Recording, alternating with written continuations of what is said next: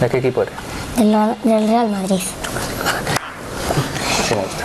Es un tótem, es un templo, es algo muy importante. Todo el mundo conoce qué es el Real Madrid.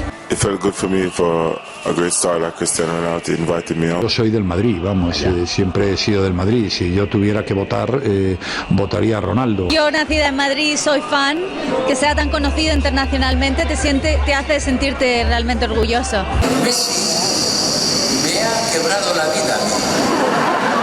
Hay que creer en el potencial del Real Madrid, más con un entrenador como Mourinho, que es muy ganador, y seguro que eso pues se lo va a inculcar a los jugadores también. Que no anden metiendo el dedo en el ojo a nadie. Es interesante que ha elegido hacerlo con Tito Vilanova, un señor muy educado, y no a, por ejemplo, al Cholo Simeone, que le rompe el culo a patadas inmediatamente. O sea, es un poco cobarde y aburrido el comportamiento de este señor. Dicho eso, espero que nos traiga la 10ª. Todo el día mirando fútbol, mirándote a ti, disfrutando con tus goles.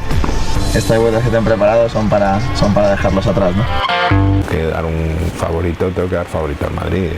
Si ya lo daba antes, ahora con más motivo.